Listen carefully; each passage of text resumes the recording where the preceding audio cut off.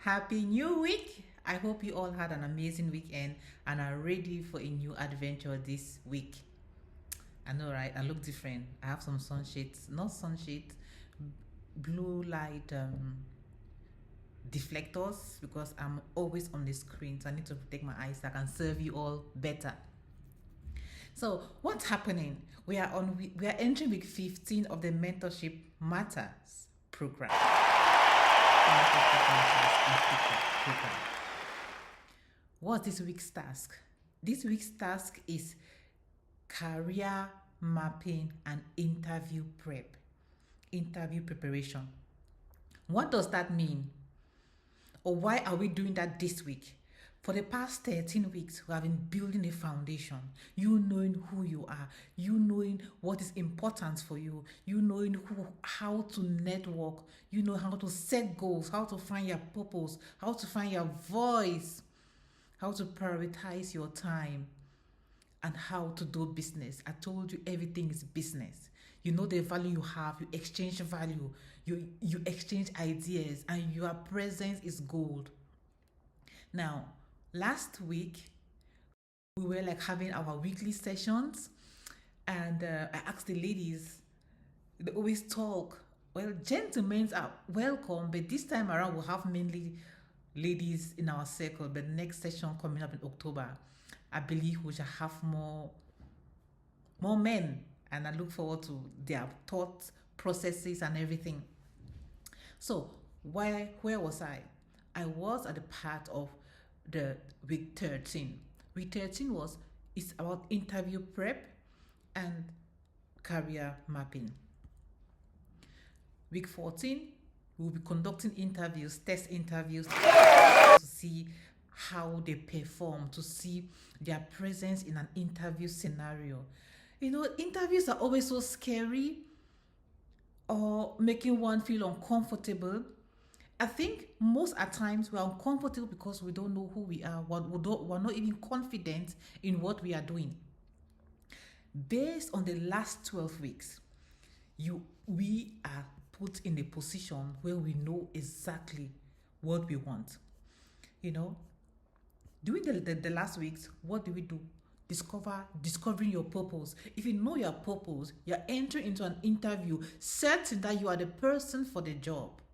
They might not choose you, but the certainty and the confidence you come along in an interview, saying this job, I know my purpose aligns with what is in this job, and it will make you to know why you are there and what you can give them, or what value you can bring to the company. And there is also this question, it never lacks or it never fails. Tell me who you are. Tell me about yourself. If you have been in this mentorship program and went through all of these sessions and did the assignments, you should be able to tell every person who you are. And telling someone who you are coming from a place of authenticity, from a place of that I know that this is who I am. And when you're telling somebody who you are, they're seeing by the mirror of what you're saying, because when somebody looks at you, they see truth. When you're speaking with truth, somebody that is authentic will know that this person is speaking from a place of truth. And when you're talking with confidence in who you are, they see it because your choice of words are not really like from any chatbot, or you just like cramped it. If you're talking from a place of authenticity, you find out that you tend to like not to follow the script because it just comes from within. I hardly follow my script because most of the time when I'm speaking from a place of authenticity, a place of truth. Now, there's also like these typical questions in an interview that they ask you that, what's your goal in the next 3 to 5 years? Your short-term and your long-term goals. And we like tackle that in the Mentorship Matters Africa, in this where we set SMART goals. Be very specific, measurable, achievable, relatable, and time-bound. If you have this, if you have understood this model, you know that, okay, in the next 6 months, I want to have finished this course. In the next 1 year, and I need to be doing this and doing that. If you're authentic with yourself in that, this question should be a no-brainer. And again, they will always ask you, how do you feel about using this tool and this tool and this tool? We had a session on digital literacy, your digital foundation. You have to know what's important, how to use it, set smart prompts. AI is going nowhere.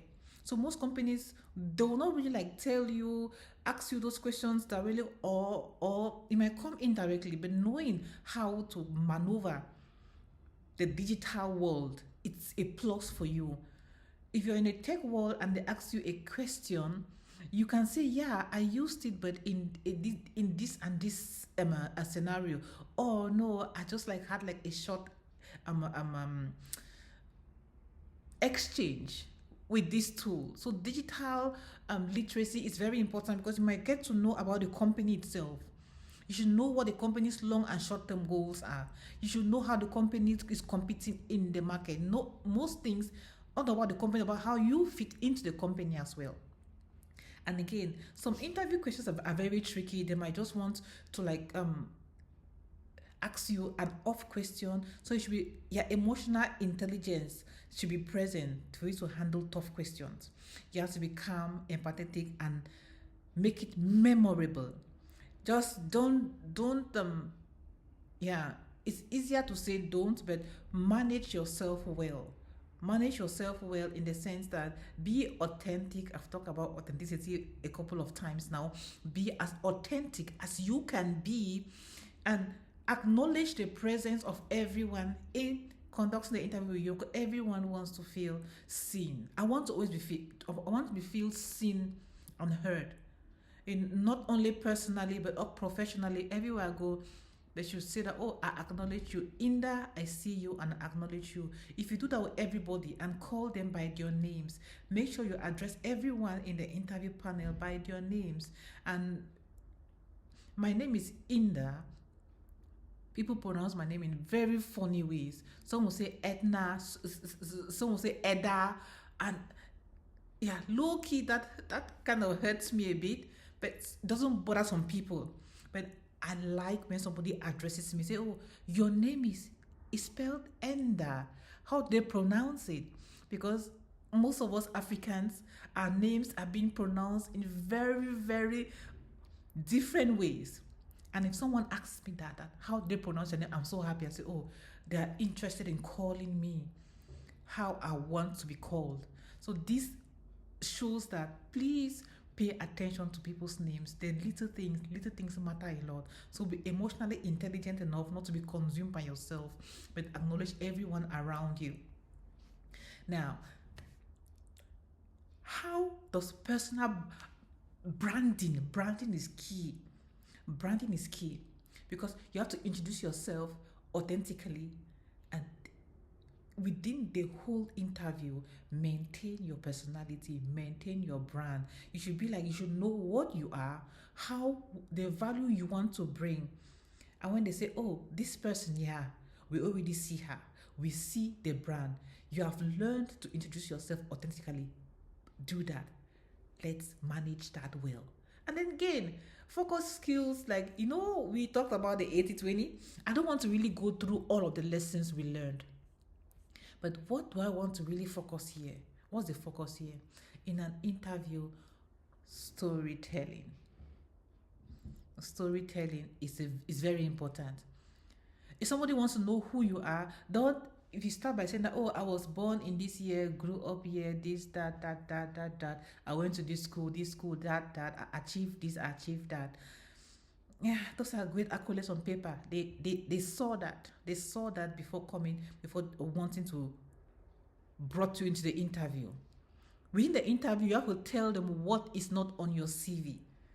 And telling them is not just like reciting it, storytelling.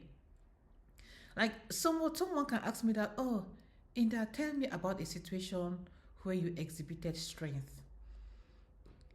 I have to use the STAR methodology, the situation. It's best to say that, oh, I was in Africa. I was in the village with my grandmother. I said it was a rainy day. We were like really struggling to make sure we get to the farm. That's the situation. I gave them the situation, and I said, okay, my grandmother was really, she had like something was hurting on her leg, but we knew that this was the last day for us to plant. So planting season. I give them their situation. Now, what was the task? The task was for us to get there in time, make sure we like dig up all of our crops, our seeds, because sometimes when you are in the farm, if you don't succeed in planting all your seeds, you like bury them in a corner and come the following day and dig them up, continue planting, bury them in the plastic. If you know that you come back the following day, you leave your equipment in the farm. So we knew that we had to go there. That's the task. The task was to make sure we plant. You go there, you dig out them, and then you plant them. That was the task. We had to do that same day. It had to be done. After doing it, so that was the task. The task was accomplished. We struggled to get there. We dug out the remaining seeds we're supposed to plant. We planted them, and we'll make sure we dug deep because it was raining. It should not like erode. It should not come up. Now, what was the result? The result, situation, task, activity. Yeah, that was it. Then the result was that we succeeded. We succeeded in planting all of those. We succeeded in our task for the day. And the results were good, but we really felt fine. We really felt relieved at the end of the day. What does that show? That's an experience that I did experience with my grandmother. As a farmer, we know that our crops are very important. As a farmer, we know that the season, you can't postpone it. It taught me that when something has to be done, it has to be done at the right time. Because the rain will always fall. We needed the rain. But the rain should not stop you from planting. The rain should not stop you from achieving your goal. So that's a lesson I learned from my grandmother. This is a true story. I learned from my grandmother. So when something has to be done, it has to be done. My grandmother will ask you that, it's raining, yes. Are you carrying salt? No, let's go. Let's go. So that's a lesson that I learned, a situation that proves strength. I learned to get the job done when it has to be done, not later on when it might be too late. So these are situations, tell those stories, and it shows that you're a family person, you're consistent, you're intentional. Just this story brings along many qualities that they want to see in someone they want to employ. Not only employing, but also it is for you yourself. Because don't get disappointed when a company doesn't hire you. It's their loss. But again, you are building up yourself for your own good. Because at the end, you might go through many interviews and not get the job. And then you say, what the heck? I can as well employ myself. I know the skills. I know my talents. Let me try to find something for myself. So all of these, don't be scared to go into an interview. It is nerve-wracking. But again, if you know who you are, it's going to be all right. I've talked a lot here. I'm looking forward to all of your CVs. We created some roles and asked you to apply for them. Choose the roles that most likely aligns with your strength or with what you want to go out, you want to work on, and we're looking forward to your interviews, to the interview sessions. Some have booked their sessions, some haven't. Make sure you use the link provided in the chats to book your interview. Send in your CV, send in your powerful cover letter, and come prepared. You're already prepared. Just come to have a good time. Prepare your mind psychologically. I'm coming to have a good time. We're going to have so much fun during the interview sessions. All right. So I wish you a happy week. Remain blessed by the best and enjoy your journey to meeting the other you. They are amazing.